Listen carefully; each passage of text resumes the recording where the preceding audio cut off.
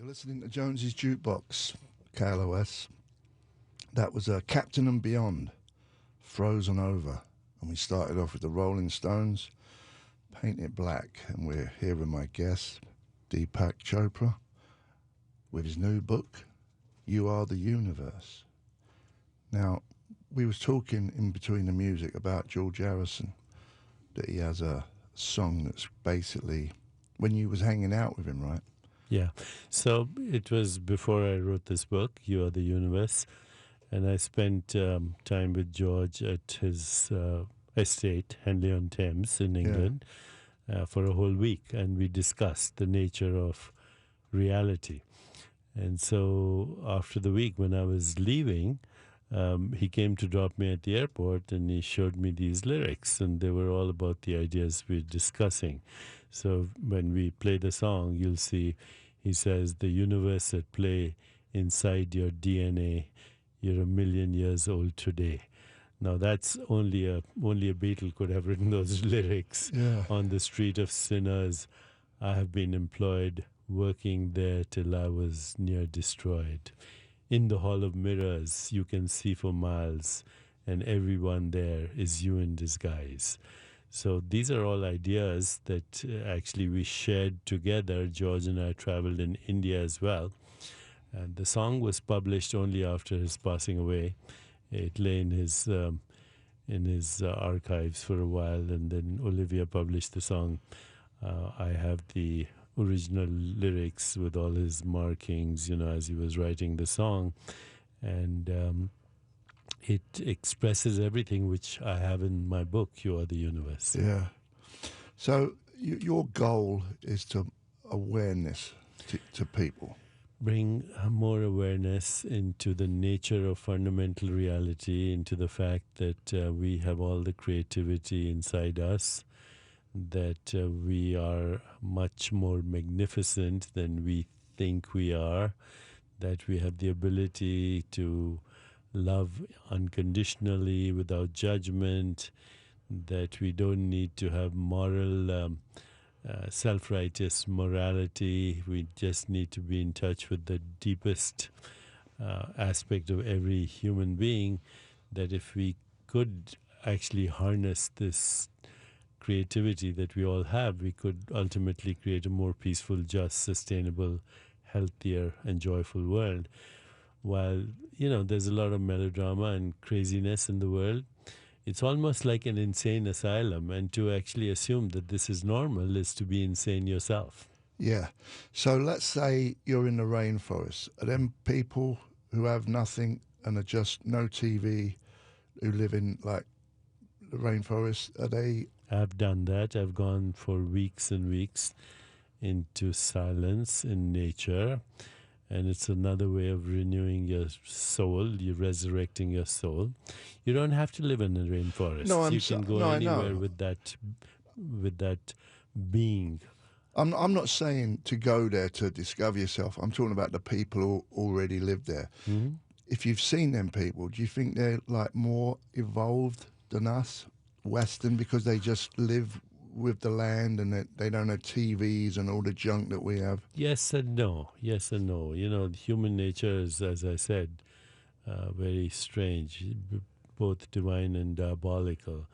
But what I know from the American Indians and their culture, some of them, they were very connected. They saw the trees as their lungs. They saw the earth as recycling as their body. They saw the atmosphere as their breath. They looked at the world as an extended body.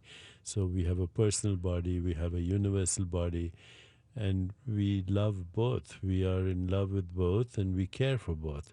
When you have this, what we call subject-object split, when you split yourself from the rest of reality, then you create separation, and that leads to fear and anger and hostility and guilt and shame and mistrust and humiliation and all the terrible things we do to each other because we feel we're separate, but at the most fundamental level, we're not. So why are some people good and some people just horrible? I wouldn't say even good or bad. I would say just some people are in a more connected state of consciousness, and others are more fearful. And those that we call bad are just fearful people Sure, who have been abused maybe in childhood or sure. something happened, okay? A And past life, maybe. well, we don't even need to go there. Even intrauterine trauma or early childhood can go there. Past life, of course, I believe that. But you don't have to go there. There's a new science called epigenetics, which says that the experiences of your parents can be passed down, and also even further back, experiences of your ancestors can be passed down. That science is new and still being looked at. So if you take a mouse, for example, and you give the mouse a very pleasant smell that it enjoys, but then you give it mild electrical shocks, then the future It generations, associates that. yeah, the future generations will be scared of the smell, even though they've never been given the electrical shock. Yeah. I've got a question, personal question.